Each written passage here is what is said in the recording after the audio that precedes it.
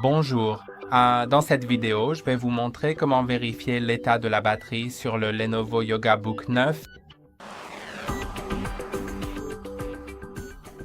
Pour vérifier l'état de la batterie de votre appareil, il vous suffit d'avoir un clavier. Je vais donc activer le clavier virtuel en posant 8 doigts en bas de l'écran, mais vous pouvez aussi utiliser un clavier physique et aller sur le bouton Démarrer et taper CND pour ouvrir l'invite de commande. Ensuite, vous pouvez l'exécuter en tant qu'administrateur, mais ce n'est pas vraiment nécessaire, donc vous pouvez simplement cliquer et l'ouvrir normalement. Et puis, mais je préfère l'exécuter en tant qu'administrateur pour éviter tout problème potentiel ou toute complication. Maintenant, vous devez taper Power CFG, puis un espace, puis Battery Report sans espace, mais j'ai fait une petite erreur de frappe lors de ma démonstration initiale. Et maintenant, il m'affiche le chemin du fichier où il a été enregistré. Je vais sélectionner ce chemin comme ça et appuyer sur les touches CTRL majuscule et C du clavier pour copier le chemin d'accès.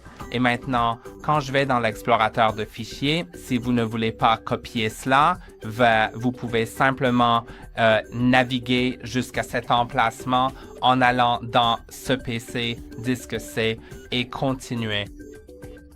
Mais ce que j'aime vraiment faire, c'est simplement cliquer ici, puis cliquer sur le bouton coller ou faire CTRL-V, ou peut-être que je ne l'ai pas collé correctement, ce qui est possible.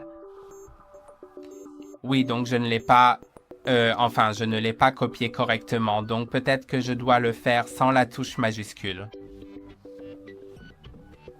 Essayons sans la touche majuscule et maintenant CTRL-V. Oui, donc CTRL-C pour copier, CTRL-V pour coller. Appuyez sur Entrée, cela ouvrira le rapport de batterie. Ici, vous pouvez voir la capacité nominale, la capacité de charge maximale et la chimie. Ici, il s'agit d'une batterie lithium polymère, mais le nombre de cycles sera indiqué ici, ainsi que l'utilisation récente, le graphique et tout le reste. Ce qui est le plus important pour la santé de la batterie, c'est la capacité nominale, la capacité de charge maximale et le nombre de cycles. Et maintenant, parlons de la capacité nominale et de la capacité de charge maximale. Donc, la capacité nominale est simplement la capacité qui est censée être présente lorsque votre ordinateur portable sort tout juste de l'usine. Et la capacité de charge maximale, si elle est plus élevée, alors c'est vraiment très bien. C'est plus que ce qui était prévu à la sortie de l'usine, mais il faut aussi se rappeler qu'il peut y avoir quelques imprécisions concernant cette capacité de charge maximale, donc ne vous emballez pas trop si la capacité de charge maximale est supérieure à la capacité nominale.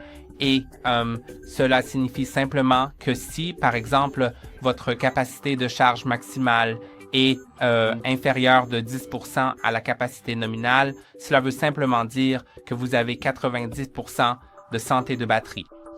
Donc, si vous chargez votre ordinateur portable à 100%, ce serait équivalent à si votre ordinateur portable était chargé à, disons, environ 90% lorsqu'il était neuf.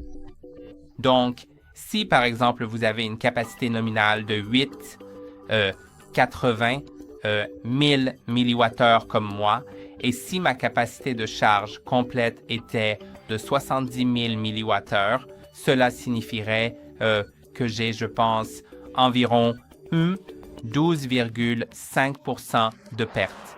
Donc, si je charge mon ordinateur portable à 100%, quand s'il était à 70 000 mWh ici, alors il fonctionnerait comme s'il était chargé à environ 87,5% lorsqu'il sortait tout juste de l'usine. Et le nombre de cycles correspond simplement au nombre de fois où vous avez chargé votre ordinateur portable de 0 jusqu'à 100%. Donc, voilà, c'est à peu près tout. et vous pouvez voir toutes leurs informations juste ici. C'est à peu près tout ce que j'avais à vous dire et c'est tout pour aujourd'hui. N'oubliez pas de liker cette vidéo et de vous abonner à la chaîne. À la prochaine!